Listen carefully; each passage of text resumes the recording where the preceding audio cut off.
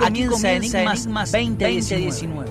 Un espacio dedicado a los fenómenos paranormales, los encuentros cercanos del tercer tipo, la ufología y mucho más. Animate a cruzar las fronteras de lo desconocido.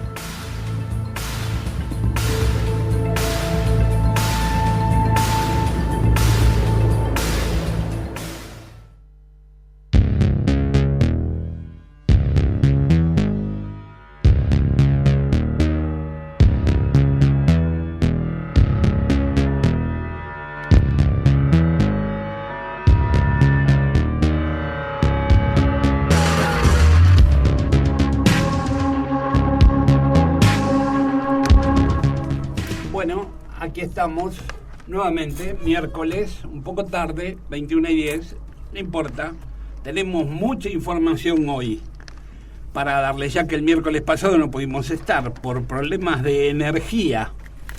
¿Nuestra? No, nuestra no, nosotros vinimos con toda la energía. El problema es que ahora tenemos demasiada información, tenemos para 4 horas. Dante, nuestro gran amigo Dante, nuestro operador. Perdón, pero no escucho. Nuestro operador Dante, nuestro operador estrella. Bueno, hoy vamos a hablar con Marcelo Colazo. ¿Qué tal, Ricardo? ¿Cómo estás? ¿Qué tal? Buenas noches para todos. ¿Qué decís? Vamos a hablar con Marcelo Colazo, que es astrónomo de la CONAE. Y ahora en cualquier momento lo llamamos para que nos explique qué es lo que hace él en Mendoza, en Malargüe, donde tienen la base de radioastronomía, ¿sí? ¿Verdad? Sí, señor. De la CONAE. Y que está en conjunto con otras bases de radioastrónomas que entre los tres llegan a formar los 360 grados para poder hacer el seguimiento de varias misiones hacia Marte, hacia Júpiter, hacia la Luna. También hacen seguimiento de los satélites. Así que bueno, ahora en cuanto podamos ya lo llamamos para poder hablar con él. Después tenemos un audio también de Diego Correa, que fue quien estuvo la otra semana con nosotros en la nota al aire, que es el que había hecho la traducción de estos extraños sucesos que ocurren no solo en Norteamérica, según he investigado, sino que en otras partes del mundo también, de desapariciones de personas, llamado Missing 411. Vamos a pasar algunos audios más de estos casos tan interesantes y que no se conoce mucho aquí en Argentina, ¿no? Por lo menos en las redes sociales está todo en inglés. Y después tenemos también una nota con un investigador de Puerto Rico, de la humilde isla de Puerto Rico, dice él, que se llama Carlos Javier Delgado, investigador serio, que está también en el grupo de Jorge Martín Miranda. Y vamos a pasar la primera parte de esa nota que le hemos hecho con algunas preguntas interesantes sobre qué es lo que ocurre en la isla en cuanto al fenómeno OVNI y a otros fenómenos que acaecen en la isla, como el chupacabras, que es también un fenómeno que nació en Puerto Rico, la famosa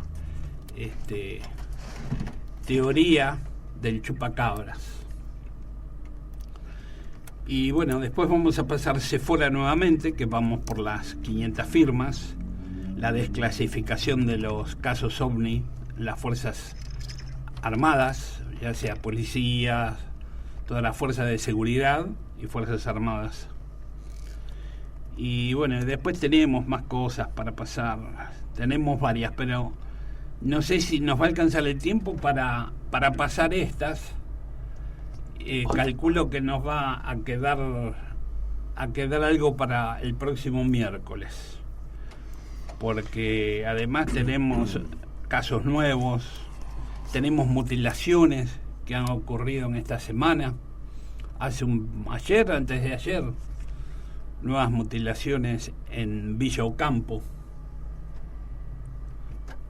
Vamos a llamar por teléfono al astrónomo para comunicarnos con él y comenzar a hablar con él. Ahora Dante ya está tratando de comunicarse. Bueno, y aprovecho para dejar nuestras vías de contacto para todos los oyentes que quieran comunicarse, que quieran dejarnos un mensaje.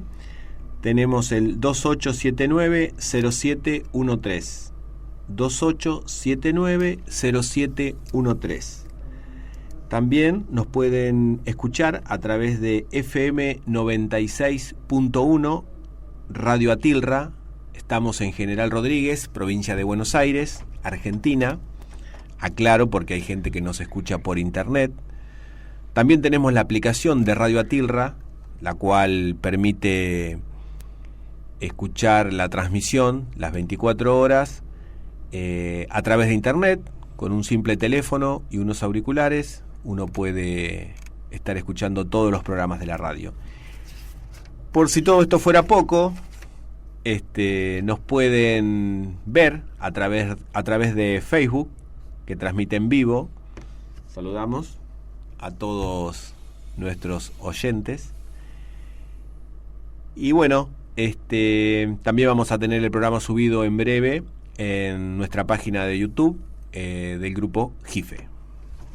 Tenemos a Colazo en el aire. Hola Marcelo, ¿cómo le va? Buenas noches. Hola, ¿qué tal? Buenas noches. ¿Qué dice? Bueno, agradecido por estar en nuestro programa Enigmas 2019. Su nombre es Marcelo Colazo, astrónomo de la CONAE, ¿verdad? Así es, sí, astrónomo de la CONAE, exactamente. Acá estamos con Ricardo, que fue el que lo contactó, porque bueno, queríamos saber más o menos cuál es su trabajo, qué es lo que se hace ahí en Malargüe. Bueno, mira, yo trabajo en la parte científica del uso de estas antenas, ¿no?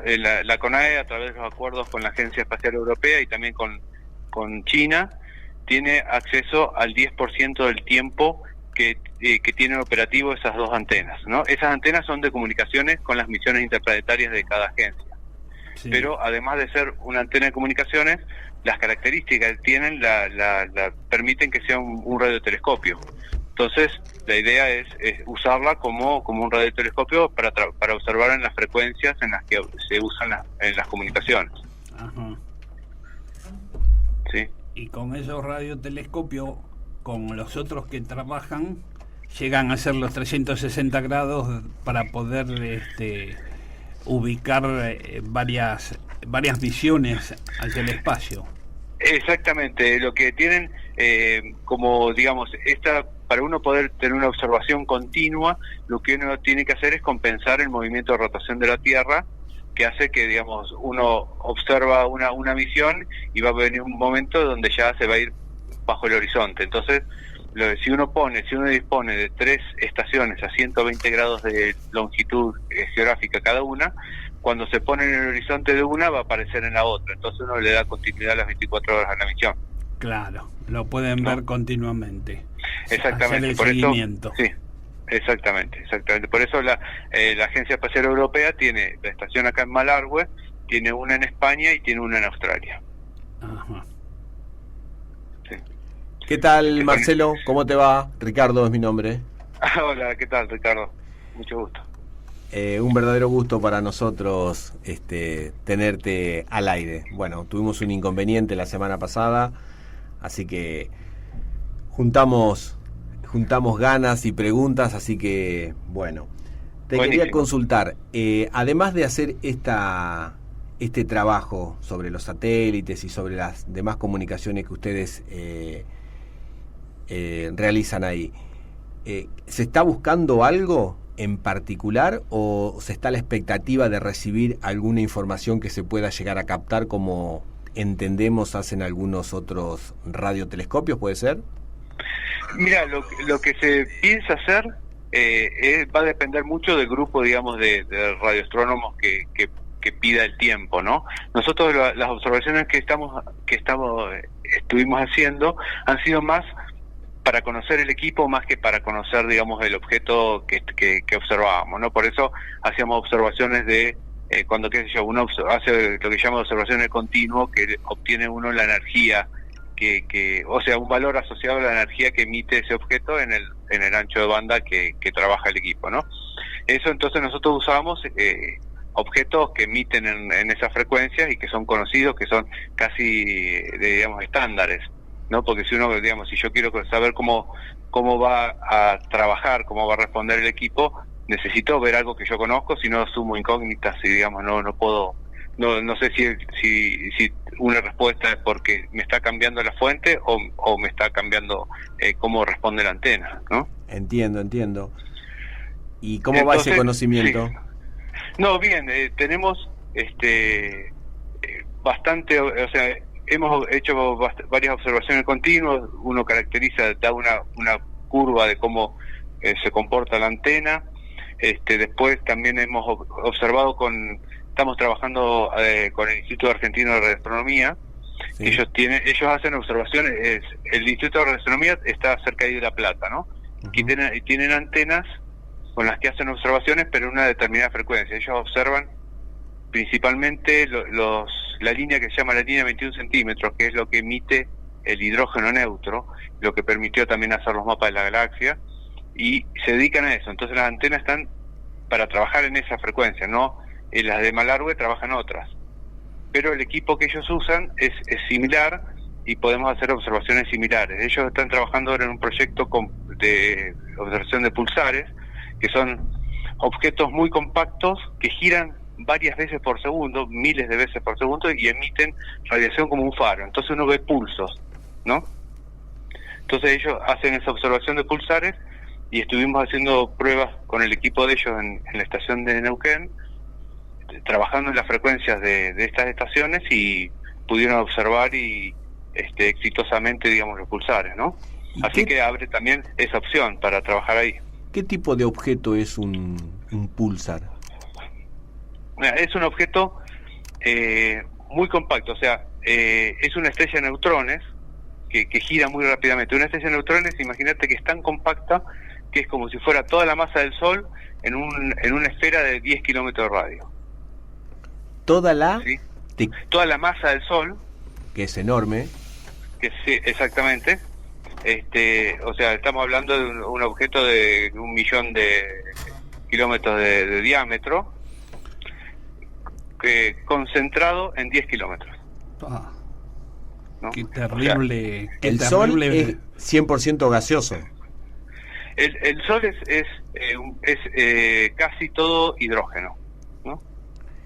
Y eso está compactado en un pulsar, digamos, en 10 kilómetros. En 10 kilómetros, ¿no? La materia está casi, tan compacta que ya tiene un comportamiento que que necesita toda una física especial, ¿no?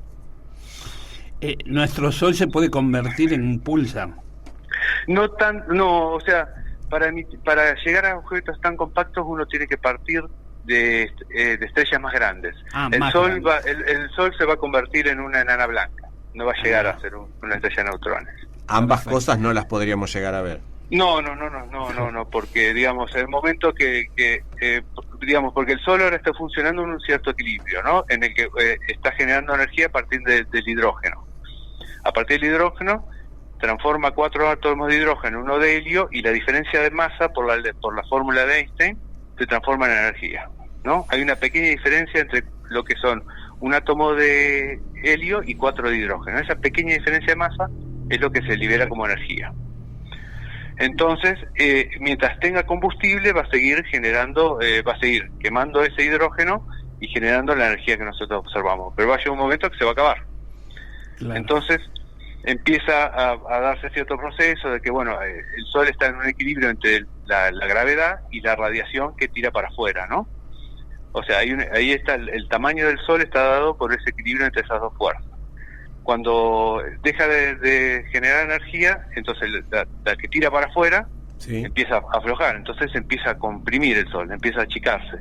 Eso hace que aumente la temperatura en el centro hasta que se llega a dar un proceso por el cual se empieza a combinar el helio ya en carbono, y ahí se empieza a liberar energía, menos que en el otro proceso, pero empieza de nuevo a quemar. Entonces de nuevo empieza a llegar a otro equilibrio. Hasta que, bueno, hay ciertas etapas hasta que se forma un núcleo muy denso, que después pero ya se va liberando cada vez menos energía, y eso no puede frenar a la gravedad, que, bueno, hace primero como una compresión y después una explosión de todo lo que es la masa exterior de la atmósfera, no, que se forma una nova, y lo que queda remanente en el centro es la enana blanca, que es lo que va a quedar del Sol. Y esta, digamos, calibración que están haciendo ustedes, ¿podríamos decir así? Sí. ¿En qué fase está, digamos, inicial? ¿Hace cuánto que están con esta antena? No, con la de Malargüe estamos trabajando con datos del 2015. Estamos trabajando con varios institutos, y ahora lo que vamos a hacer el mes que viene es hacer un llamado de oportunidad ofreciendo el tiempo a los grupos de investigación. O sea, lo que esperamos que ya el año que viene ya deje de estar en una etapa así de pruebas, digamos, y pase a hacer trabajos científicos, ¿no? ¿100% desde ese lugar, desde Malargüe, manejan la antena, o ustedes, digamos, como que la operan y algún otro organismo la maneja? No, nosotros lo que hacemos es planificar, y los operadores de la estación ejecutan, digamos.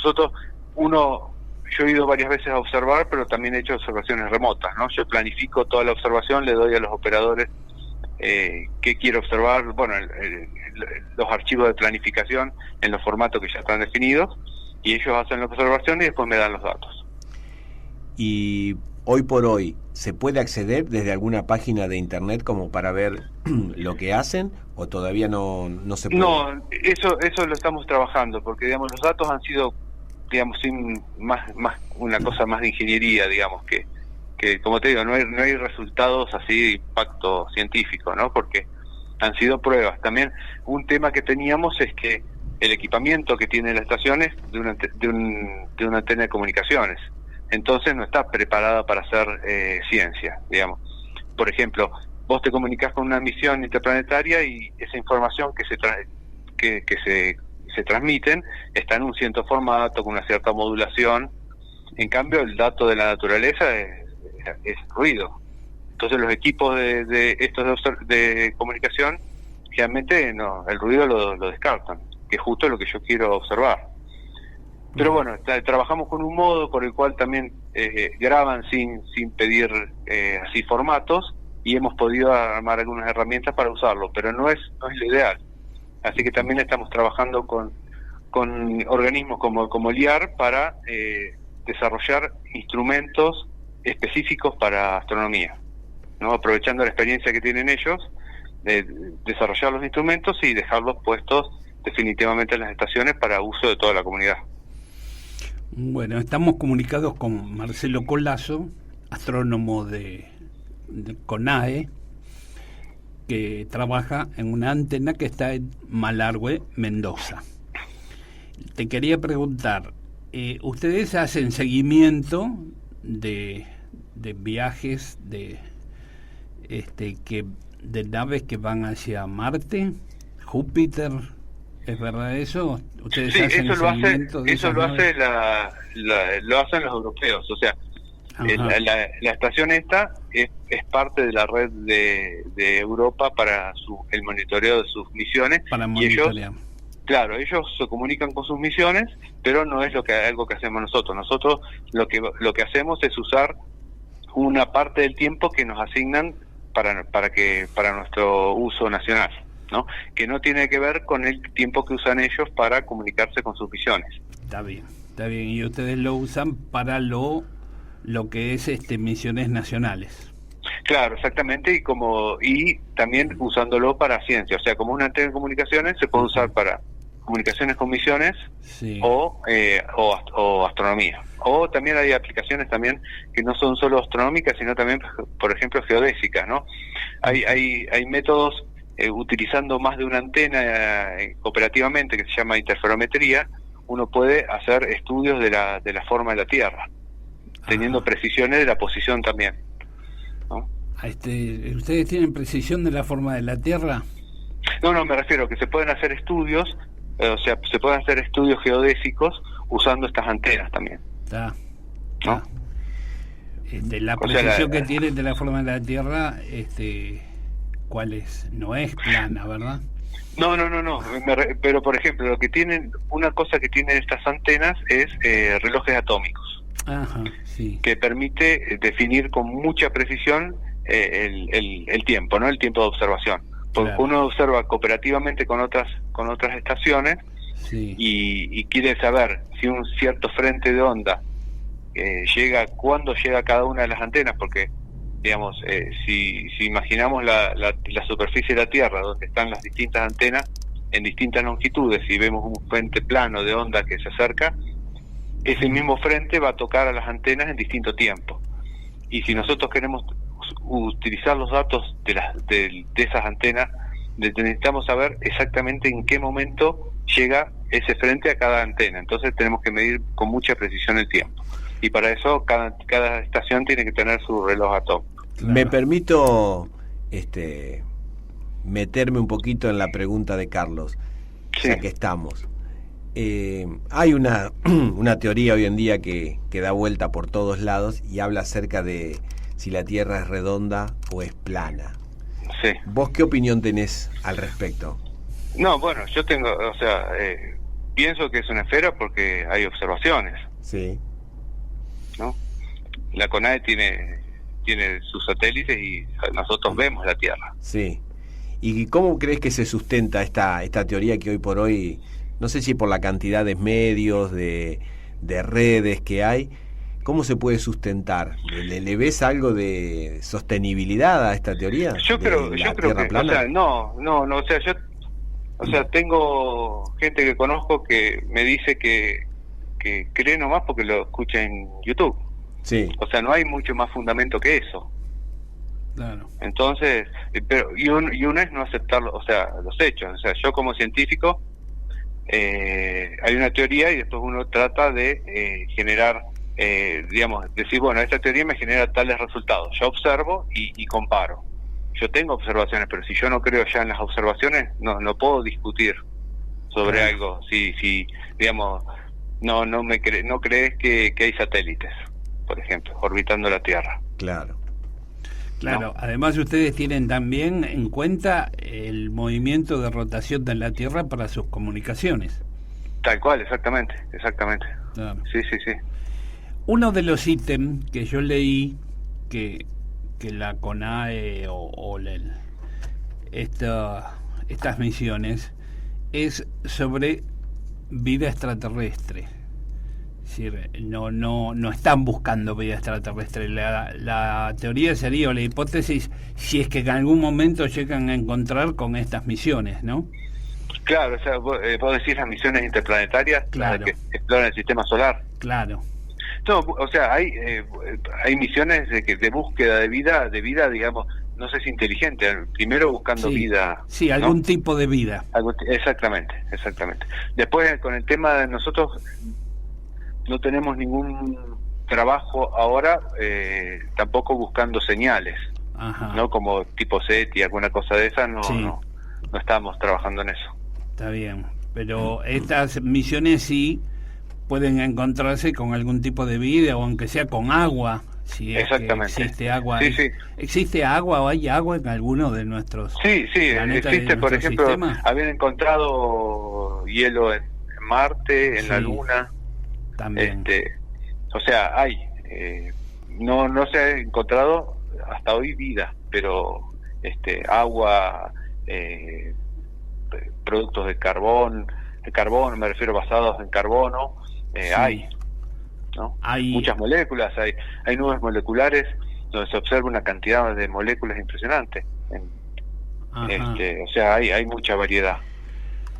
¿Y a qué otros beneficios, digamos, a qué otras características de esta antena podríamos aspirar? ¿Qué podríamos llegar a encontrar como para por ahí dilucidar algún misterio o algún enigma que nos rodea? ¿Tenés pensado algo que dentro de, no sé, de 1 año, 2 años, cuando esté todo funcionando al 100%, podamos arribar? ¿Alguna investigación Mira, que tengan planeada? Hay un proyecto que tiene el Instituto de Radioastronomía, Sí. que está asociado con esto del estudio de los pulsares, pero también se asocia con las ondas gravitatorias. Viste que hace poco se observaron por primera vez, que son muy difíciles de observar, pero ahora hay una manera de detectarlos utilizando los pulsares, porque esto, como yo te decía, estos pulsares, que son las estrellas de neutrones que giran muy rápido, lo que giran es muchas veces, o sea, hasta, no sé, 100.000 veces por segundo, y ese periodo es muy preciso, ¿no? O sea, se puede determinar con mucha precisión. Entonces, y es muy estable. Pero si una onda gravitatoria atraviesa el pulsar, hace que ese periodo cambie, ¿sí? Entonces, observando estos pulsares, si uno detecta variaciones del periodo, puede asociarlas a ondas gravitatorias, ¿no? Que ese es un tema que de hoy es bien de punta. Ajá. ¿No? Y poder participar con los datos argentinos a los proyectos internacionales es estar en el primer nivel. ¿Y qué otra antena similar o qué otro, no sé, algún otro telescopio, radiotelescopio tenemos en Argentina parecido a esto, o esto es único? Mira, igual a o muy parecido está la antena de Neuquén, la que está con el acuerdo con la agencia china, Sí. ¿no? De exploración. China tiene un programa de exploración de la Luna, Sí. por el cual instalaron esta antena en Neuquén, de un acuerdo muy parecido al que está con los europeos, ¿no? ¿Los También chinos son tenemos los que llegaron a la cara oscura de la Luna? Exactamente, y usando esta estación, era para tener esa misión, necesitaban sí o sí tener la estación acá en Sudamérica y acá en Neuquén, ¿no? Para comunicarse. Exactamente, porque ellos tenían que... ellos tienen 2 antenas en China, ¿no? En el continente allá. Sí. Pero les da una cierta cobertura, pero como no les da cobertura todo el tiempo. Total, claro. Necesitan la antena en estas longitudes. Entonces, colocando la antena acá en Argentina, llegaron a casi un 90% de cobertura. Lo que pasa con la CONAE, que también necesitan de lo de ustedes para poder tener la cobertura total. Exactamente. Entonces, con esa antena es muy similar. Y bueno, y tenemos también el uso, estamos haciendo también pruebas para caracterizarla y poder hacer el llamado también de oportunidades.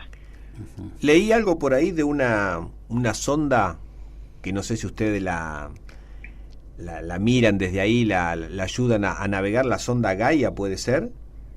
Sí, Gaia está haciendo un catálogo estelar impresionante. Ese número me gustaría estar seguro que leí bien. A ver, si vos me decís. Un millón de estrellas. 1 millón de estrellas censadas. Exactamente. ¿Y nos podés contar un poquito cómo se puede llegar a ese número? Sí, yo la verdad que no estoy con el proyecto, con Gaia, pero sí, sé la importancia que tiene, porque además provee de esa cantidad de datos de muy buena calidad para todo ese número de estrellas, y para ello se utiliza la antena de Malargüe. Ajá. ¿Y esto qué sería? ¿Como un mapa del cielo que se intenta hacer? Exactamente. Un mapa estelar de 1 millón de estrellas, que es lo que Gaia está censando. Exactamente. En tu formación de astrónomo, yo quiero volver al tema del agua o el hielo que se ha descubierto en la Luna y en Marte, y también carbono, ¿verdad? Sí. ¿Esto puede haber algún tipo de vida microscópica, unicelular, habiendo agua y carbono? Bueno, eso es lo que se trata siempre, por eso se ha buscado mucho en Marte eso. Ajá. ¿No? O sea, se podría, no se ha observado todavía, pero podría, por eso se han hecho experiencias de ese tipo, ¿no? Con esos elementos podría haber. Podría darse algún tipo de vida. Ajá. Perfecto. Porque con estos elementos se puede llegar a crear algún tipo de vida, aunque sea unicelular, ¿no? Sí. Bien. Sí, yo no te digo, no soy experto en esas áreas, ¿no? Pero como astrónomo, sí. Según la teoría, es posible. Claro, uno, o sea, siempre la NASA ha buscado mucho en Marte, ¿no? Vida así, la más básica. Claro, básica. Pasando por ahí a otro tema o saltando de un tema al otro, como nos gusta a nosotros, ¿qué opinión te merece la vida en otros planetas? Pero la vida, digamos, de visitantes, inteligente. Vida inteligente, digamos, si no podemos catalogar nosotros de inteligentes, cosa que está bastante en duda, pero bueno. ¿Cómo ves ese tema? No, yo creo que puede haber, que tiene que haber vida, o sea, que en el universo estemos solos me parece muy poco probable, ¿no? Mirá. O sea, pero el tema es las distancias en el universo, ¿no? Claro. Cómo llegar, o sea, y pensando uno con lo que sabe hoy y con las tecnologías que conocemos hoy, ¿no? Que, o sea, pensando eso, es imposible pensar en un viaje a otras estrellas, pensando que las naves estas que hemos enviado nosotros en los 70 están recién saliendo del sistema solar después de 40 años de viaje. Sí. O sea, y que, digamos, no salimos del barrio todavía y no, o sea, y estamos lejos de la estrella, de la próxima estrella. Entonces, es difícil pensar en una comunicación de este tipo, ¿no? De visitas.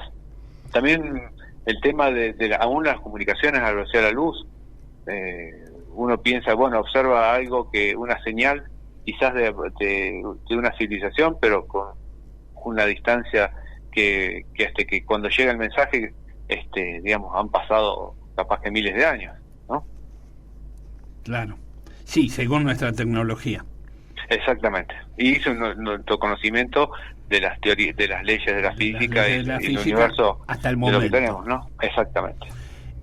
Acá hay una pregunta o una afirmación de un oyente, Julio Vidal. Dice, la forma de los astros, soles y planetas, ¿se corresponde en similitud a las estructuras moleculares y atómicas de los elementos que la conforman? Es decir, ¿son similares a las estructuras atómicas los soles y planetas según su conformidad? Lo que pasa es que uno piensa, depende de la teoría, si uno piensa en una teoría clásica de la teoría atómica, uno puede hablar de núcleos y electrones que giran como planetas alrededor del Sol, pero, digamos, es una visión muy clásica de lo que pasa dentro de un átomo. Digamos, hay que pensar en otro tipo de física que ya no es tan fácil asociarla al tema así de la estructura del sistema solar, por ejemplo, o la galaxia. Claro. Y en este caso, los estudios o los ensayos por decir algo, ¿no?, que se realizan en el CERN, ¿pueden darnos alguna nueva probabilidad para estos viajes? O si tenés idea, ¿no? O apuntan a otra cosa. Yo creo que lo que apuntan es justo a tener una teoría que todavía no está del todo completa de la, digamos, física elemental, de la física de partículas, ¿no? O sea, porque hay muchas cosas, yo tampoco soy un experto de eso, sí, tampoco. Pero, digamos, hay parte de la teoría aceptada hoy que tiene sus temas, digamos, de que no cierra completamente, ¿no? Como tampoco, digamos, hay cosas que se tienen que a veces postular porque no se le encuentra la manera de que digamos una teoría que sea completa, ¿no? Como pasaba, o sea, las teorías van evolucionando, ¿no? Como ha pasado con la teoría de Newton y después la relatividad. Claro. ¿No? Sí, Uno claro. va viendo que para ciertas situaciones la teoría funciona, pero después encuentra situaciones en las que esto deja de funcionar, entonces uno tiene que construir una mejor teoría. Y eso, todo el tema de las partículas está en eso, está justo en todo ese desarrollo. Me imagino que estarás al tanto por el trabajo que haces y lo que te gusta acerca de esta primer fotografía al agujero negro. Sí. ¿Tenés algún comentario para hacernos? ¿Se te Bueno, eso, colmaron las expectativas?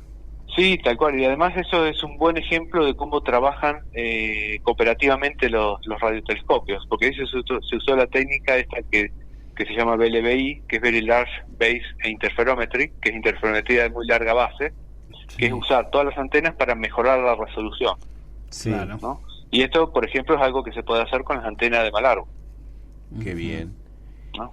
¿Y qué te genera o qué te parece que puede generar a futuro haber podido fotografiar un agujero negro que está tan lejos, pero a la vez, he escuchado por ahí, que en el centro de nuestra Vía Láctea, si no tengo mal entendido, hay uno supermasivo, pero que no se llega todavía, creo que ni a fotografiar, pero que se prevé o se estima que está ahí?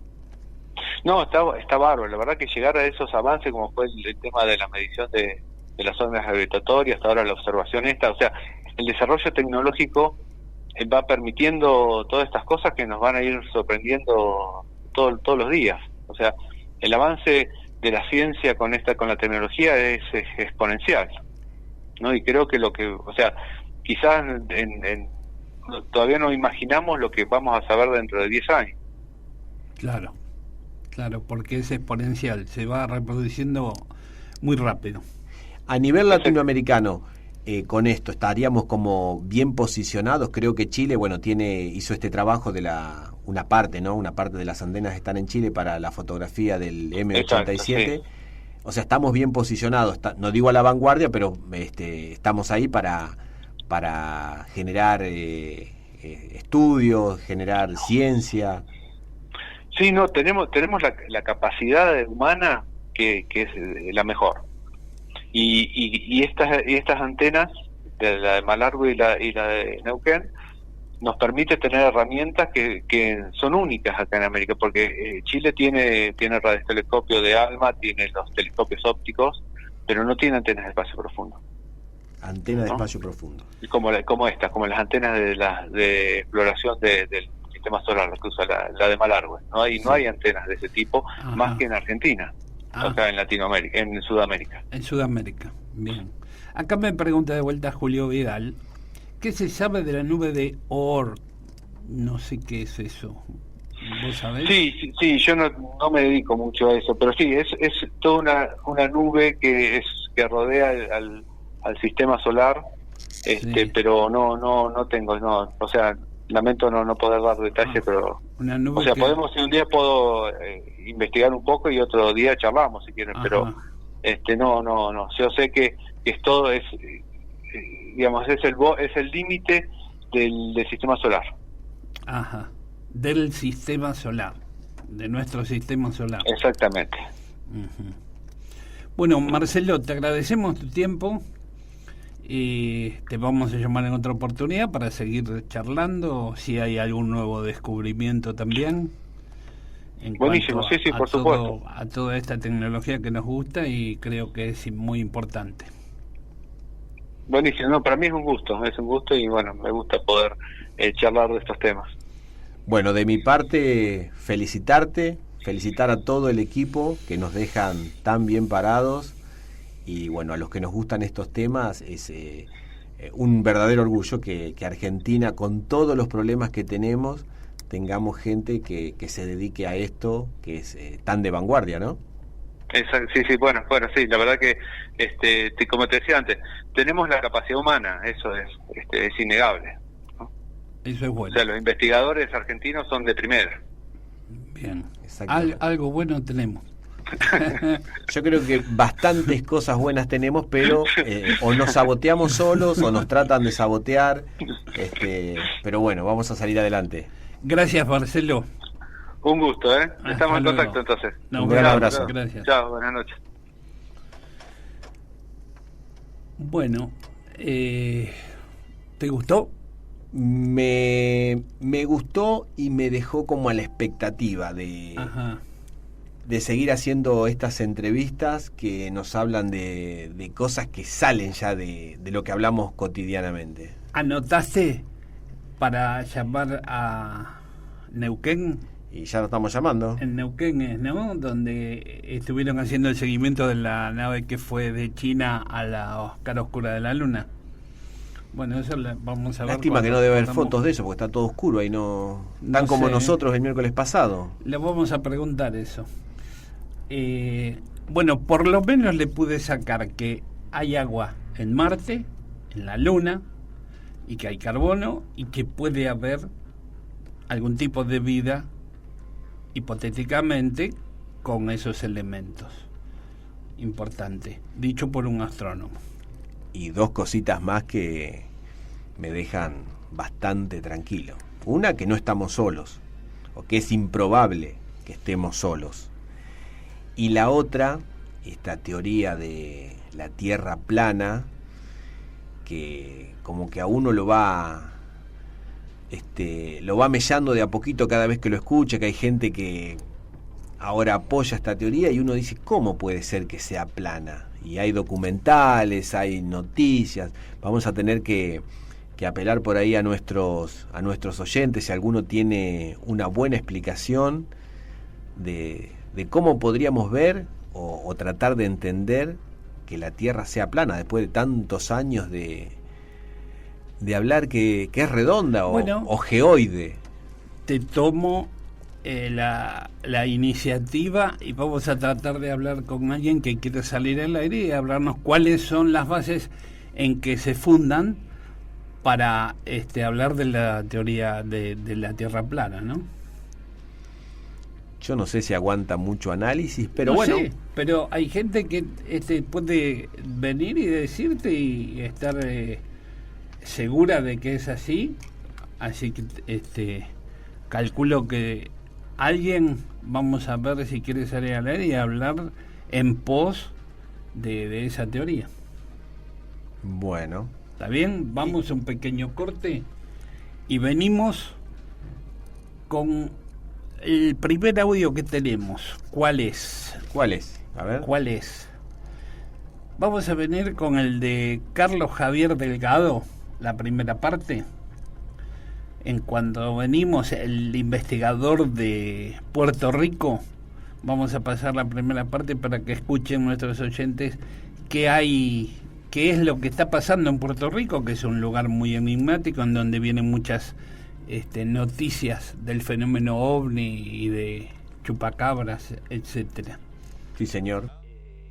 Queríamos primero que te presentes, cuánto hace que tú investigas y qué es investigado y quiénes investigan allí en Puerto Rico, porque yo sé que hay muchos fenómenos extraños en la isla, ¿no? Sí, así mismo es, don Carlos, así mismo. Para los que no me conocen, mi nombre es Carlos Javier Delgado, soy del área de Puerto Rico, al norte, a unos 40, aproximadamente 35 puntos del observatorio activo. Y bueno, estoy a través de las redes de Mana Terrestre, donde nos pueden conseguir allí a tierra que estamos administrando y moderando el canal, igual que YouTube. Bueno, te puedo decir que mis años realmente no son muy vastos, ya que esto comienza alrededor del 92, yo tendría quizás algunos 18, 19 añitos por ahí, donde ha habido pues una serie de sucesos de interés en el tema, pero quien realmente pues ha investigado esto a nivel de la isla, pues han sido muchos, debo decir, muchos investigadores, y la historia de Puerto Rico en la cuestión de las leyendas dentro del folclore comienza desde los años 40, años 50. Entonces, por mi parte, pues he dedicado en los últimos años, alrededor de 4 o 5 años, a a esta fenomenología, tanto dentro del campo como también dentro del escritorio, como algunos dicen, cometiendo quizás algunos errores y algunos aciertos. Entonces, pues seguimos ahí en la investigación arduamente, en la cuestión de campo, en la cuestión de análisis de imagen, de fotografía, recopilación de datos, testimonios, inclusive lo que pues, ha venido ocurriendo aquí en la isla de Puerto Rico por mucho tiempo. Actualmente te puedo decir, Carlos, que el fenómeno sigue activo. Siempre hay uno que otro relato de objetos que a simple vista pues son difíciles de distinguir. No se puede identificar registros de algunas anomalías, quizás relatos de cosas que las personas pues en un momento dado no tienen quizás el conocimiento para poder entrarlo dentro del catálogo, pero fenómenos de alta extrañeza o fenómenos inusuales.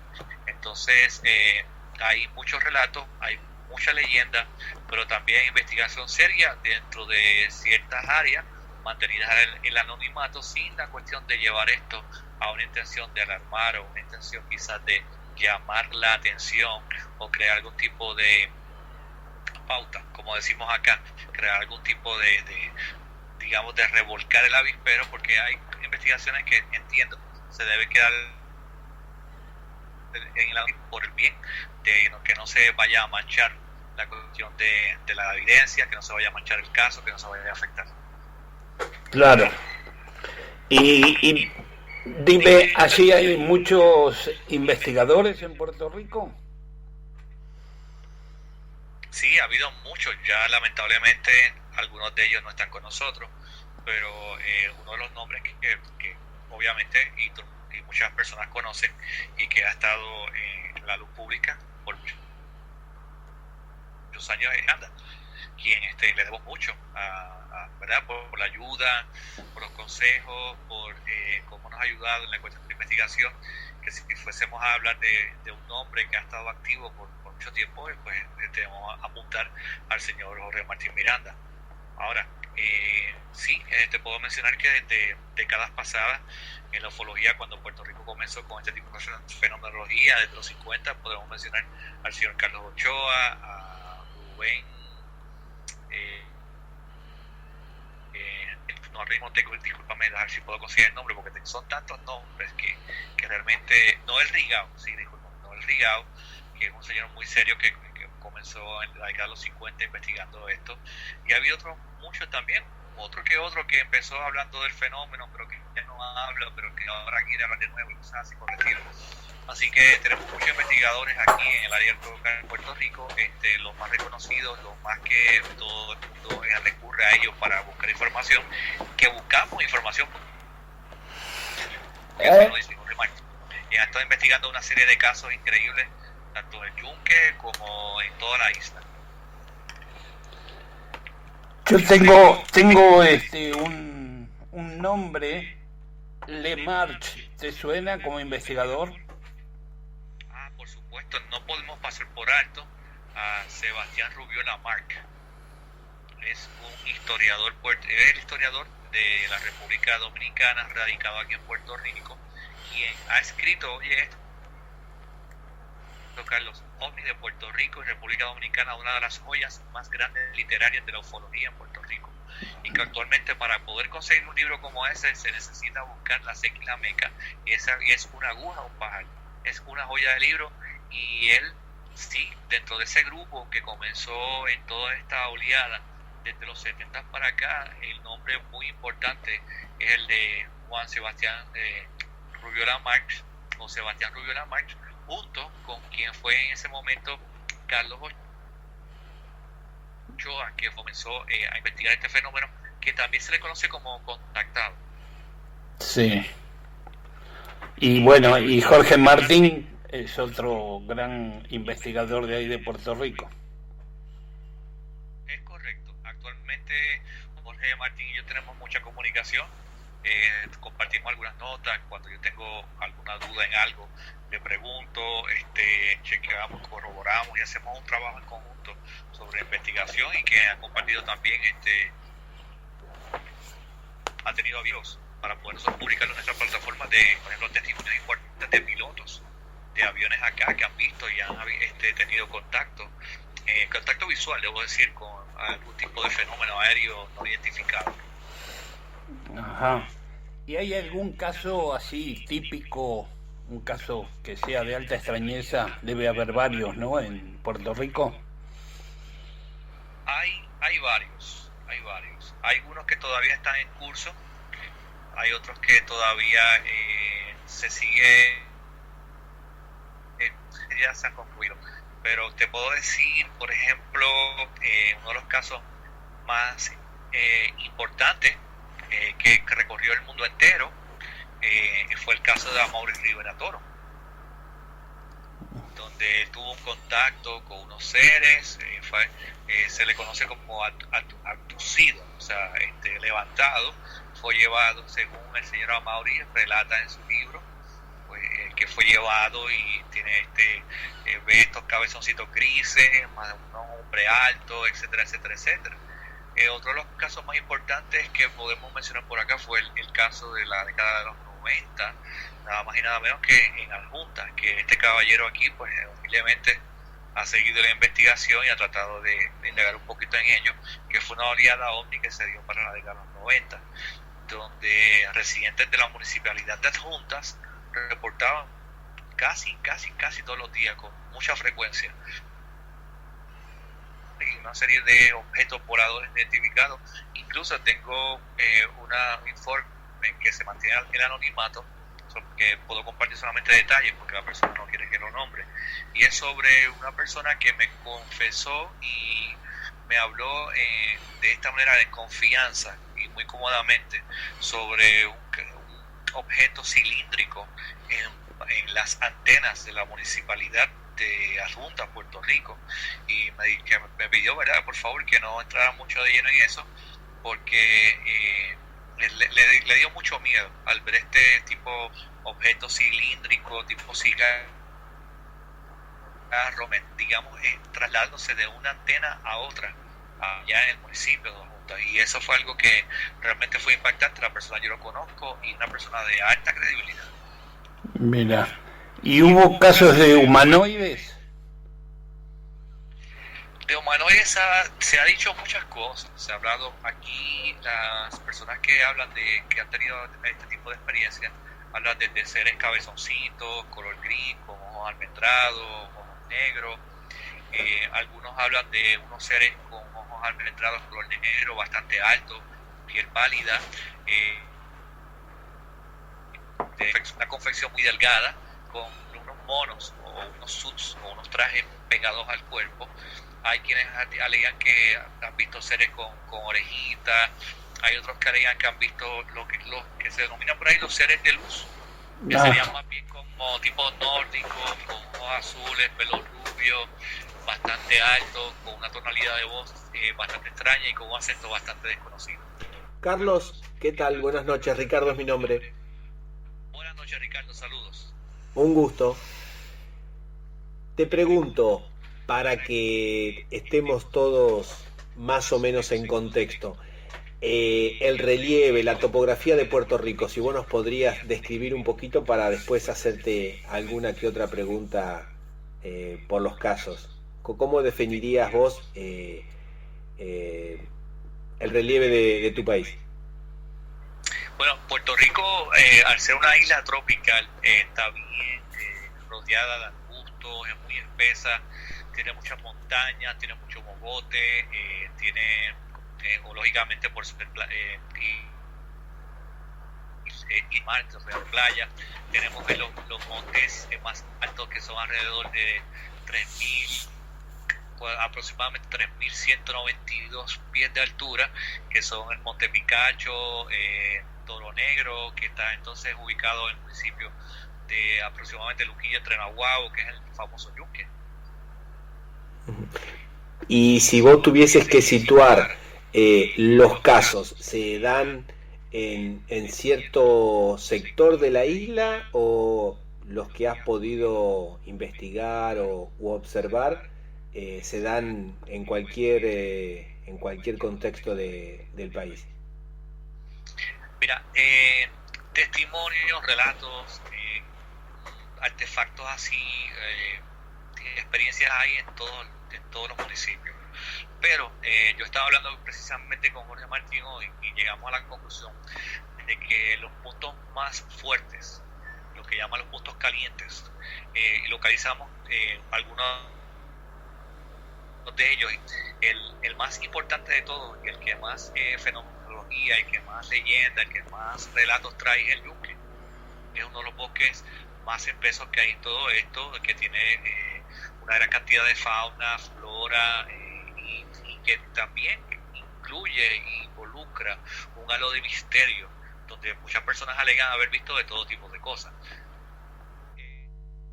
Bueno, interesante. Estos son los primeros 10 minutos de la primera parte de la nota que le hicimos a Carlos Javier, como dice él, de la humilde isla de Puerto Rico. Y hay cosas interesantes. Es un lugar bastante enigmático, Puerto Rico.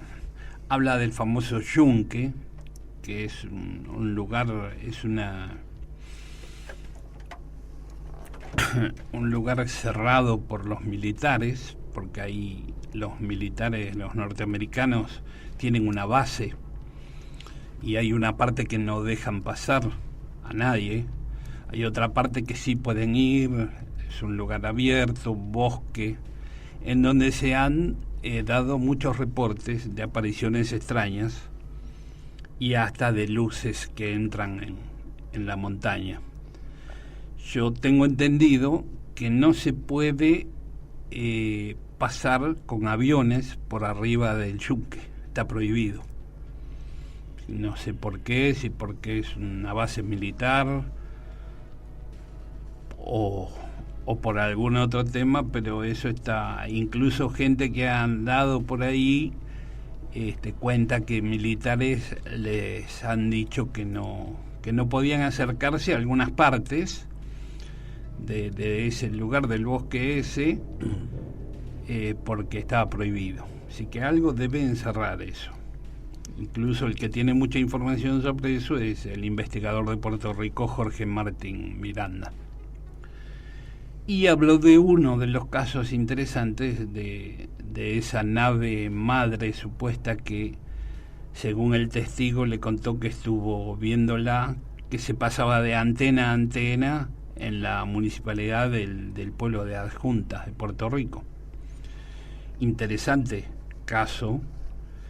Y bueno, y con los testigos pasa eso. El testigo te dice, no quiero dar mi nombre, pero sí te da la información. Y para el investigador, si es una información seria, fidedigna, se puede pasar al aire, pero sin dar el nombre, porque el testigo hay que respetarlo y bueno, si no quiere, porque quizás es una persona conocida, no quiere involucrarse en el tema, no quiere que lo asocien con esto, que también muchas veces es tomado de distinta manera, porque mucha gente escucha ovni y piensa enseguida en extraterrestre, y no es así. La palabra ovni se define como lo que quiere decir su sigla, objeto volador no identificado. Mientras no se identifique, no sabemos de dónde viene o qué es, o si es, después pasa a ser un OVNI, un objeto volador identificado, porque se puede identificar qué es lo que se había visto, que en principio no se podía identificar. Pero bueno, es muy interesante ese relato también, además de otros relatos que contó. Vamos a los últimos 10 minutos de hoy, de esta nota de Carlos Javier. Y después el próximo miércoles pasamos la segunda parte, porque que es muy larga la nota, ¿verdad? Así es. Y entonces vamos a dejar la otra parte para la próxima. Tenemos un problema técnico. Se le había bloqueado el celular. Claro, porque no es el de la radio. Estamos con toda la tecnología, pero a veces nos supera la tecnología. A veces sí. A veces hay cosas que no las podemos... También tendríamos que que ver si nos vamos haciendo como un listado de desapariciones en la Argentina o en países limítrofes, a ver cómo venimos con este tema, porque no creo que sea solamente en Estados Unidos o en Puerto Rico. Te cuento que ya tenemos un grupo que estamos haciendo eso. Vos siempre estás adelantado, Carlitos, yo no lo puedo creer. El grupo de Visiogobni, Sí. con Guillermo Victory y un grupo que estamos en Celio, Sí. hemos comenzado a tomar informaciones de personas desaparecidas en Argentina.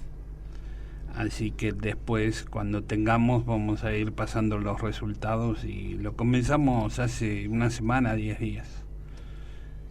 Hemos hecho una casilla de correo en donde los integrantes del grupo mandamos información sobre este tipo de desapariciones, la cual yo pasé la que me contaste vos, que tu primo policía estuvo buscando a esa persona en Entre Ríos, en el pueblo de Y era al norte de Entre Ríos. Santana. No ese es el pueblito, pero un pueblito... Bueno, y esta persona que levantaba quiniela, Pocho. el quinielero, que desapareció así porque sí. Y ese fue un caso muy extraño. Muy extraño. Y ya van... Y varios años. 7, 8, creo que fue en el 2012, me parece. Sí. Van como 7 años. Así que es uno de los casos extraños que un pariente tuyo, policía, estuvo buscándolo hasta dentro de los tanques de agua, ¿verdad? Sí.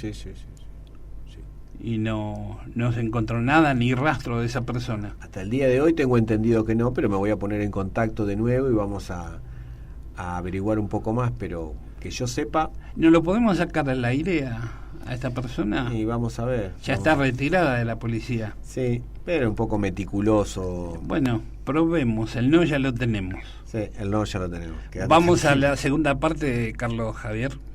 Los más reconocidos, los más que todo el mundo recurre a ellos para buscar información, que buscamos información.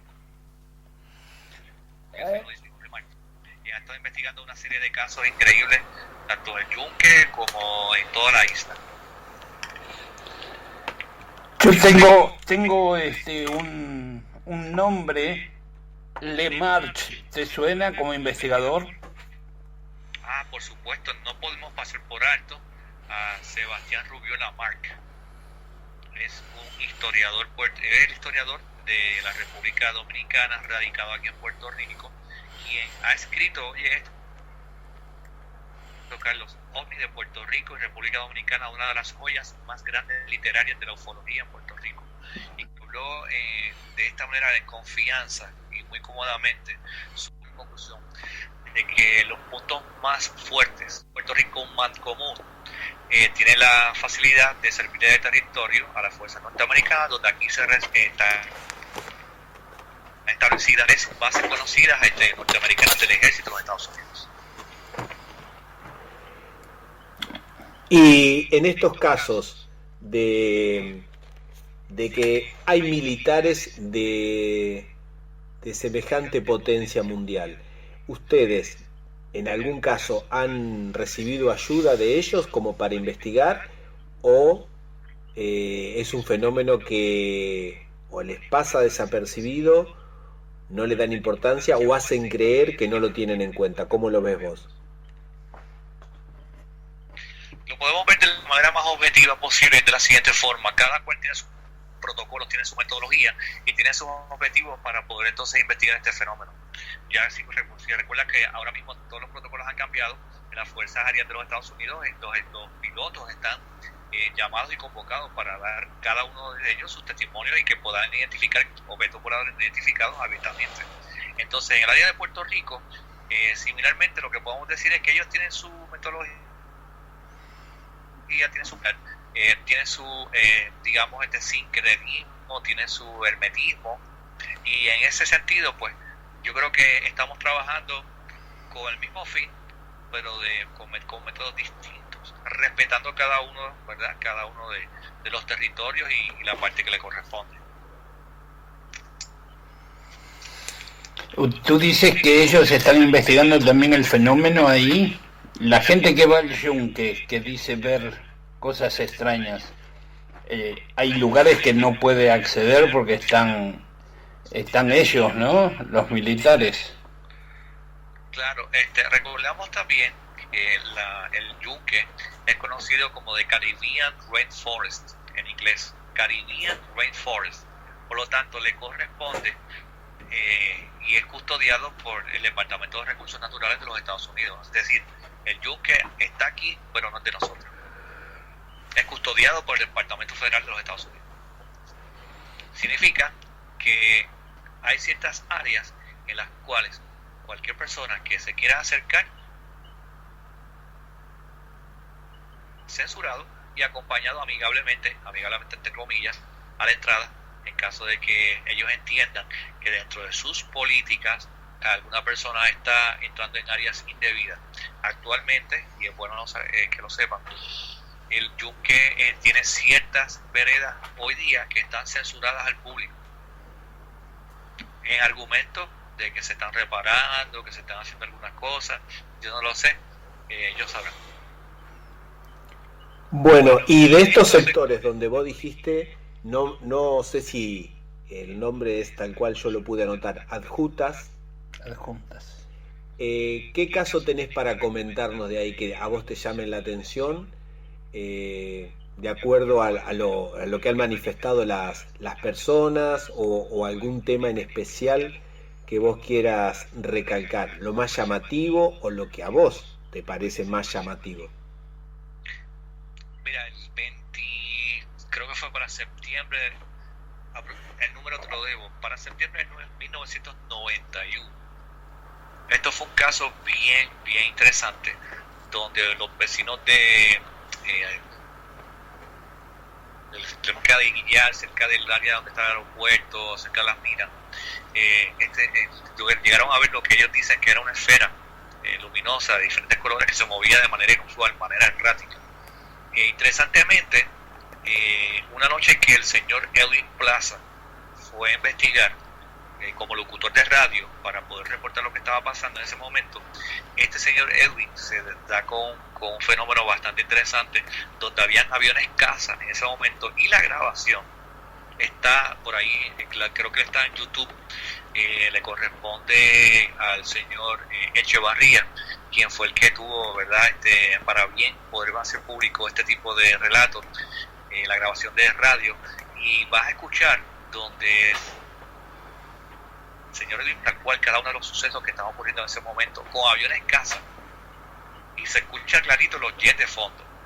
Lo interesante de este caso es que la fenomenología del área de las juntas fue tanta la magnitud de los vecinos comentando de toda la ciudadanía de esa área particular, que ocurre que el señor alcalde en ese entonces decide enviar una carta, nada más y nada menos que el presidente de los Estados Unidos en ese momento, para que investigara el suceso, y el alcalde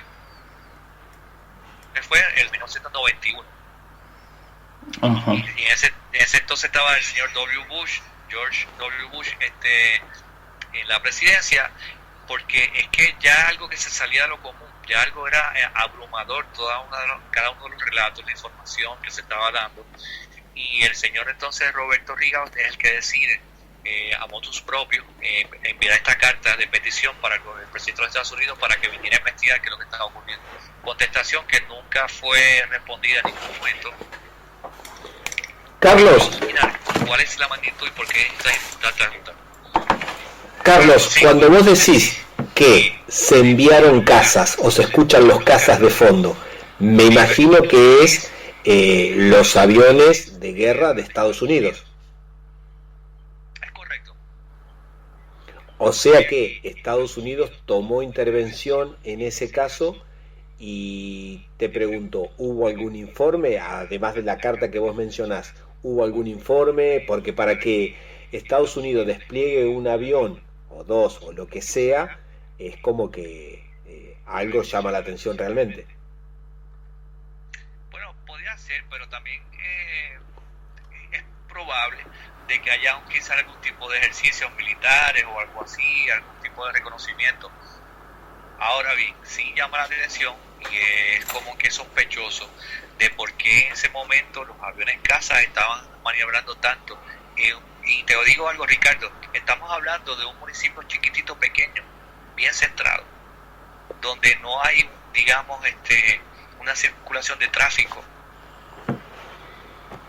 aéreo, tanto tráfico marino, digamos, terrestre, donde no es una ciudad metropolitana donde podamos estar hablando de que hay muchas personas, donde es un lugar que tú dices, pero ¿qué hacen estos cazas a esta hora de la noche en esa área? Uh-huh.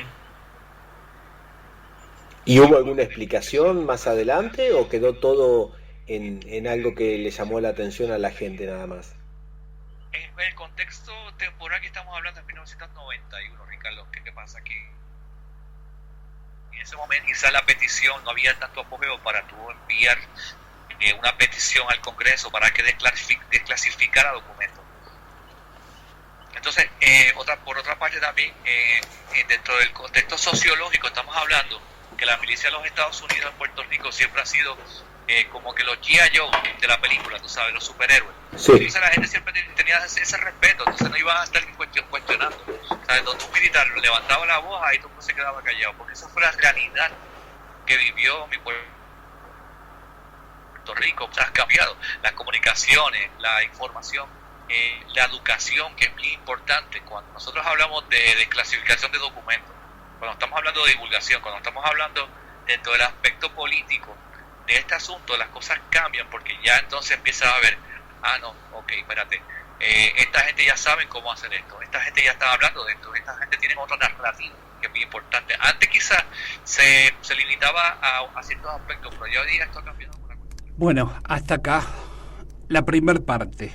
Interesante la nota que hicimos. Bueno, el audio va y viene, pero no lo pudimos arreglar eso todavía. Por ahí para la próxima lo arreglamos para que no quede con tanto salto de audio. Y es interesante las cosas que están pasando o pasaron en Puerto Rico, ¿no? Acá también me hicieron recordar que hay un caso muy interesante, el de Enrique Castillo Rincón, que fue un contactado que le pasó esto en Puerto Rico hace unos cuantos años, que la próxima vamos a hablar del caso de Enrique Castillo Rincón, del caso ese, porque es un caso muy impresionante, un caso de altísima extrañeza ocurrido en la isla de Puerto Rico. Bueno, ahora vamos a una pequeña pausa y después volvemos, y vamos a volver con los audios que nos quedan de Missing 411. Se comprometan a desclasificar documentos en poder de organismos oficiales. Esta campaña fue realizada en diferentes partes del mundo, logrando que los gobiernos abran los archivos a la sociedad para conocer las investigaciones realizadas en torno a los objetos voladores no identificados. El fenómeno OVNI es una realidad que trasciende las fronteras. Más de 22 países han desclasificado sus expedientes apoyándose en la Ley de Acceso a la Información Pública, y han formado incluso comisiones oficiales de Fuerza Aérea para estudiarlos. Países como Inglaterra, España, Canadá, Australia, Ecuador, Perú, Chile, Uruguay, Brasil, por mencionar alguno de ellos, han desclasificado ciertos documentos. Hace unos pocos días, el presidente de Estados Unidos recibió un informe de la Armada de su país sobre la detención, persecución y registro de estos objetos. Argentina ha sido el primer país en el mundo que brindó una parte oficial del avistamiento de un ovni desde la Armada en la isla de Excepción en la Antártida, formando incluso una comisión para investigar los vuelos de estos objetos en las bases aeronavales Comandante Pora y Punta Indio. La Fuerza Aérea ha tenido varias comisiones que investigó caídas de objetos en nuestro territorio.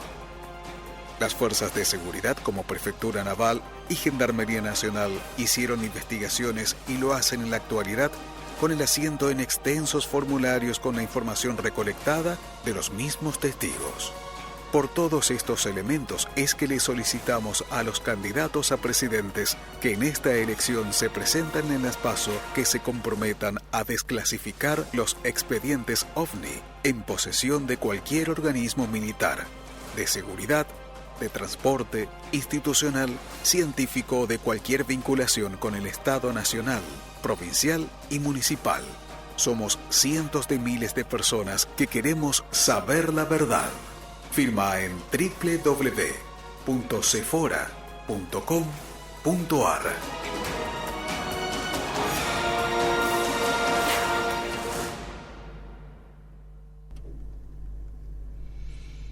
Bueno, acá estamos. Lo que escucharon es lo de Cefora, desclasificación del fenómeno OVNI, de todos los archivos OVNI, de toda la fuerza de seguridad. Y para eso necesitamos tu firma en char.org. Si ahí firmas todas las personas que puedan, cuanto más firmas tengamos, mejor. Vamos a las 500 firmas. Para llegar en distintas etapas, vamos de a poco. Así que nos faltan pocas para las 500 y después continuamos. Y a lo mejor tenemos alguna noticia positiva sobre este tema. Sigamos con esto de dar la difusión de la desclasificación de los archivos OVNI. Ahora vamos con la voz de Diego Correa, quien hizo la traducción de una nota en donde se habla de Missing 411. Escuchemos que es interesante, desaparición de personas. El caso, quien me contó de primera mano de qué iba todo esto, quien hizo que despertara la curiosidad en mí acerca de esto. Después, bueno, obviamente yo ya me encargué de hacer mi camino, ¿no? De seguir investigando un poquito con lo poco que tengo y como puedo. Ya todos lo saben, para quienes no, vamos a decir las cosas como son, saben cómo soy, no tengo pelos en la lengua, no quiero que se vayan a creer que tengo título alguno, no soy investigador, no soy ufólogo, no soy absolutamente nada de todo eso. Soy simplemente un curioso, un apasionado de esta temática como cualquiera de ustedes, al que le gustó muchísimo el caso este y se dedicó a leer y a documentarse un poco, no más que eso. Bueno, les dejo un pequeño espacio por si alguna cosita, y si no, nos metemos de lleno en el mundo del Missing 411. Bueno, ninguna cosita. Vamos por partes, dijo Jack el Destripador. ¿Qué es el Missing 411? Es un caso que encierra muchos casos. A ver, espero no enredarme y voy a tratar de ser lo más claro posible. En los bosques y parques naturales de Estados Unidos, hace años, muchos, les diría centenares de años, sí, porque hay casos que están, archivados desde el 1700. Son desapariciones de personas en circunstancias que no están claras. Esto, ustedes dirán, pero esto pasa en todo el mundo. Sí, pasa en todo el mundo, Pero hay una persona, un americano, un ex policía, llamado David Paulides, que se dedicó a investigar y agarró entre unos 2.000 y 2.500 de estos casos y los llamó Missing 411, por que todos, encierran las mismas características. Igualmente, esto es más amplio que las simples desapariciones, sino cómo se dan y todo lo que hay atrás en cuanto a las investigaciones y demás. Bueno, ¿qué es lo que pasa? Hay reportes de, como ya les dije, perdón por ser redundante, de gente que desaparece, pero yo les voy a contar particularidades. ¿Cómo es que desaparece mucha de esta gente? Bueno, de la siguiente forma. Ya saben que en muchos de estos parques, aparte de hacerse excursiones, hay lugares en los que se permite acampar y tener estadías y demás. Supongamos, hay un grupo de 4, 5, 6, 7 personas que están realizando una actividad, supongamos el típico y clásico fogón, en el que estamos con el malvavisco clavado en el palito, y una persona declara sentirse mal. Eso se presenta en casi todos los desaparecidos, digamos los que han sido vistos, por así decir. La persona declara sentirse mal. Por lo general este malestar es una especie de náusea, de mareo, de dolor de cabeza. ¿Qué hace una persona cuando se siente mal? Automáticamente se aísla. Entonces la persona dice: me siento mal, va, se mete en su carpa, en su tienda de campaña. Vos vas a los 2 minutos a buscarla a la tienda de campaña y la persona no está. No está. Hay otros casos en los que relatan que se están haciendo caminatas grupales, donde una persona también relata sentirse mal, dice: sigan adelante, yo voy a ir con ustedes, pero un poquitito más atrás. Lo tenés a la vista, de repente te diste vuelta y esta persona no está más. Y así se han dado, hay, como les digo, más o menos unos 2.500 reportes que el señor David Paulides recopiló. Por lo general, todas estas desapariciones que son en los parques y bosques naturales se dan cerca de agua. No se sabe por qué, pero generalmente se da cerca de agua. En el 90% de los casos, la gente no es vuelta a ver nunca más. Es gente que no aparece más. Cuando aparecen, que como les digo es un 10% de las veces, la gente no vuelve igual. Me refiero tanto a estado mental como físico. Hay gente que ha vuelto, yo todo esto lo digo según las declaraciones de David Paulides, no se lo estoy diciendo yo. Es lo que él comenta, es la información que él recopila, es la información que él da en sus libros, que de hecho tiene, no me acuerdo si eran 4 o 6 libros escritos acerca de esto del Missing 411. Según dice, la gente puede volver o mejor o peor. Gente que quizás no era muy lúcida, muy rápida, vuelven con alguna capacidad,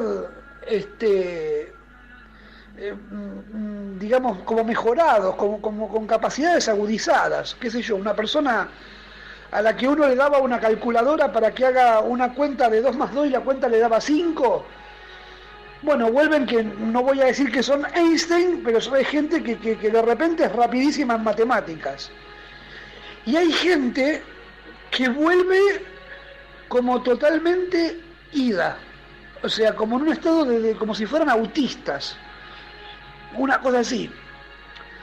Otra de las cuestiones es que de los que aparecen, en muchísimos de los casos, la gente aparece con una ropa que no era la que tenían puesta al momento de desaparecer, y no saben por qué tienen esa ropa ni de dónde la sacaron, y de hecho muchas veces la ropa mal colocada, me refiero a tener el suéter o los pantalones al revés y esas cosas, y muchas veces aparecen en lugares en los que no es el lugar en el que desaparecieron. Ese es el caso. Hay un caso que comenta Antonio Cisneros, que es de uno de los que está, digamos, dentro de los archivos del MISIN 411, que es el señor Stephen Glenn. El hombre comenta que había ido a pescar ahí al Crater Lake, en uno de los bosques, parques naturales estos, y el tipo lo único que recuerda es haber sufrido como un desmayo. Para él fueron 2 minutos. Se despertó y vio que sí, que estaba en un parque natural, pero que no era el lugar en el donde él estaba. Hasta que, bueno, caminó un poco, pudo salir una ruta, lo informaron de dónde estaba. El hombre estaba a unos 1000 kilómetros de donde había desaparecido. Justo se dio que en el lugar en el que estaba tenía unos familiares cerca, a él lo acercaron hasta la casa de unos tíos.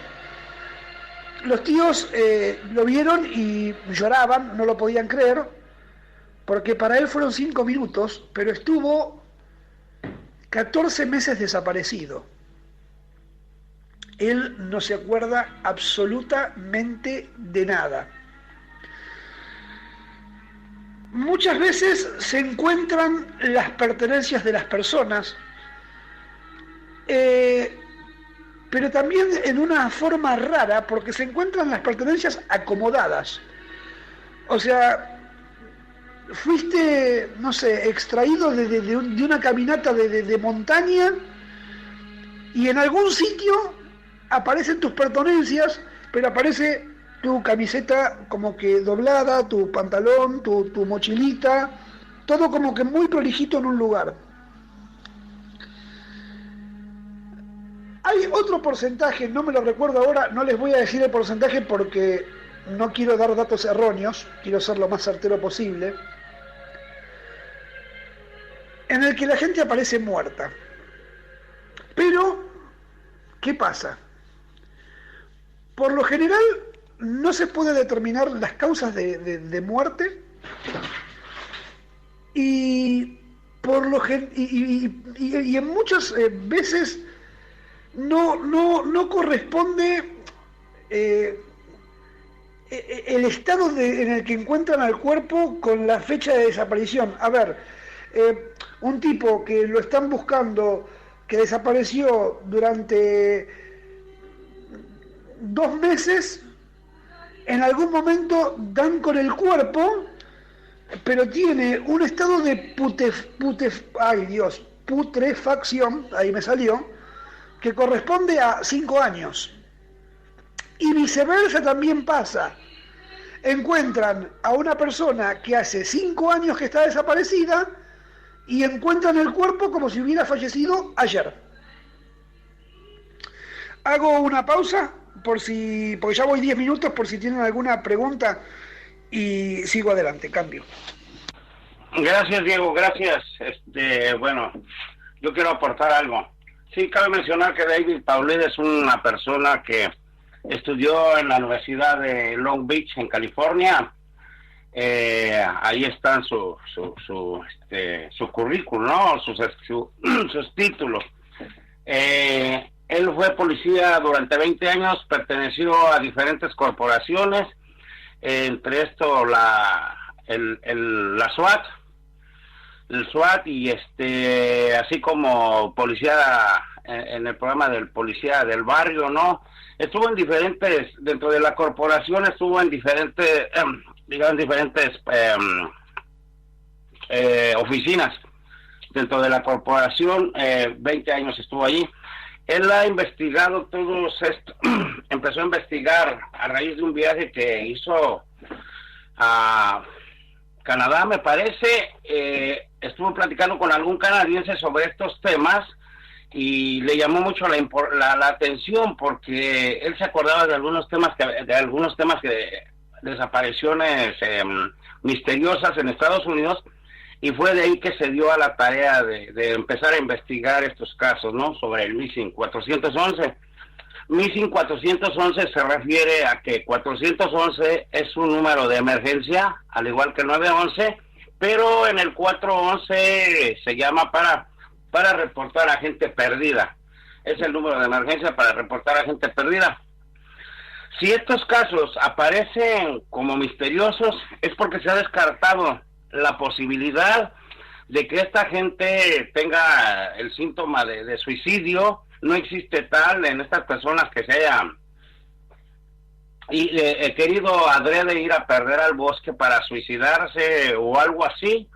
De cualquier manera no los han encontrado con esa circunstancia, ¿no? De que dicen, bueno, se suicidió, 100% estamos seguros. No, o sea, casos como esos se descartan. Casos de que hay animales en el bosque, sí, hay panteras, hay pumas, hay osos que pueden atacar a la gente, también se descartan porque ya no entran dentro del Missing 411 porque hay alguna explicación. Todos los casos que reporta el Missing 411, que llegan ya a más de 3,000, son desapariciones misteriosas, o sea, no tienen explicación por más que se les busque. Y bien termina este hombre. Desapariciones que como patrones valen, pero hay muchos, digamos, diferentes patrones. Entonces, estas desapariciones no solamente ocurren en los bosques de Canadá, ocurren en los bosques de Estados Unidos, en los bosques de Alaska, en bosques, se dice, de Inglaterra también, en Australia. Y sí, tiene muchas peculiaridades, ¿no? Llegan a desaparecer niños y aparecen con la ropita al revés, muy lejos del lugar. Como dijo Diego, 90% no vuelven a aparecer, y el 10% que ha llegado a aparecer, aparece en situaciones muy, muy, muy extrañas. A ver, hay un lugar en el bosque de Yellowstone que se llama The Heaven Gate. No, el diablo, The Devil Gate, las puertas del diablo. Ese lugar tiene un patrón específico, que allí la gente que se ha perdido, mucha de la gente que se ha perdido, es que iban con un perro y con una mascota. La mascota muchas veces vuelve a aparecer y a los 15 días después, pero la persona, el dueño del perro, no aparece, y el perro aparece, o sea, bien sano, como que no han pasado 15 días, como que ha estado siendo alimentado. A veces el perro ha regresado nombres. Yo tenía datos anotados, pero ahorita no puedo decirles nombres porque perdí, por alguna razón, no encuentro el cuaderno con el que estaba precisamente compartiendo este tema ayer o antier. Así que nombres no me acuerdo, ay, mentir, no voy a hacerlo. Pero me acuerdo vagamente, de lo que me acuerdo es, llega un hombre, se pierde con su perro, lo buscan, no lo encuentran, va gente a buscarlo de ninguna manera. 15 días después el perro regresa a la casa móvil donde el hombre estaba acampado, que vamos, ya había pasado por ahí todo el equipo, el grupo que lo andaba buscando, y nunca vieron el perro. El perro regresa, pero el hombre nunca vuelve. Y en otra situación, allí mismo, en esa misma parte, o sea que curiosamente ahí la Devil Gate, la puerta del diablo, ahí se da mucho la situación de que se pierden con los perros. Han encontrado a veces a los perros de la gente que se ha perdido dando vueltas en un solo lugar. Y encuentran al perro y no encuentran al amo del perro, ¿no? Asimismo, a veces han encontrado los zapatos de la persona que se pierde, digamos, a 50, 100 metros, 200 metros del lugar donde estaba acampando, los tenis, los puros zapatos y nada más, no la persona, no más ropa, no nada, no hay vestigios de que un animal se los ha comido, nada de esto, o sea, son situaciones bastante misteriosas. A ver, por ahí dejo el cambio por si alguien más quiere participar. Cambio. Bueno, cambio. No lo cortaba porque estaba interesante. Missing 411, casos espectaculares. Tiene mucho que ver también para mí estos relatos con el fenómeno ovni, donde hay desapariciones de personas, donde no se sabe qué pasó con esas personas o las que vuelven no se acuerdan de lo que les pasó. Hay un cambio de tiempo también, como decían, por ahí pasaron 5 días y viene como si hubiera pasado muchísimo más tiempo, o pasó un año y vienen como si hubieran pasado 5 días. Son relatos de alta extrañeza, impresionantes. Es una investigación muy interesante. Lo que pasa que aquí hay algunos que han vuelto, pero otros que desaparecen en esas circunstancias. Hasta ahora en nuestro país no hemos encontrado algún caso en donde se haya encontrado alguna prenda de esa persona, ¿no? Similares a estos de Missing 411. Pero sí, no es solamente en Norteamérica, ya creo que tiene otros libros de desapariciones en otros países.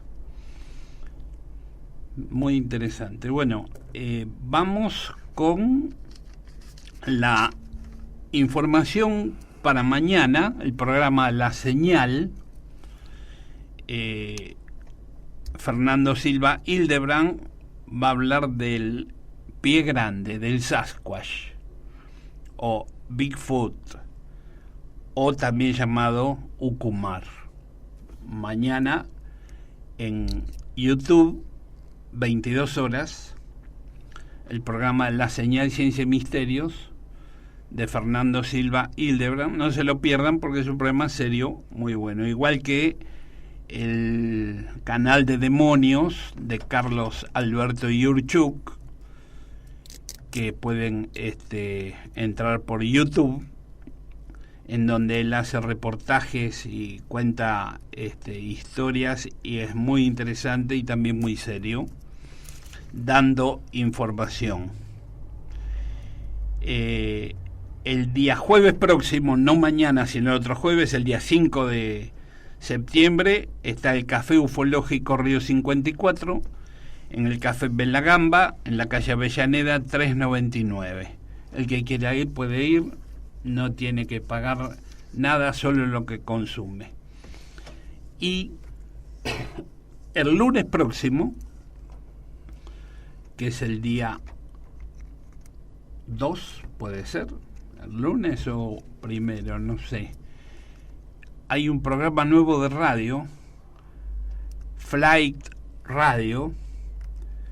Andrea Pérez Mondini y Daniel López van a comenzar un programa a las 23 horas en esa radio, en donde se comunican los pilotos de avión, la gente de torre de control, los operadores de los aeropuertos, y el programa se va a llamar No Identificado, y van a estar ellos como relatores y haciendo entrevistas a distintos investigadores, y calculo que a pilotos de avión. Va a ser muy interesante. También va a ser un programa muy serio sobre el fenómeno ovni, y les damos las felicitaciones a Andrea y a Daniel López, gran amigo.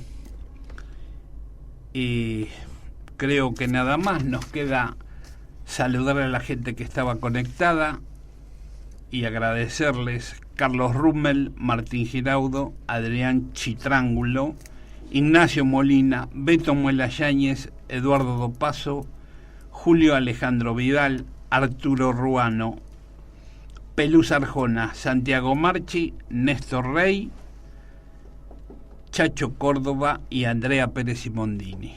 Y Horacio Gómez.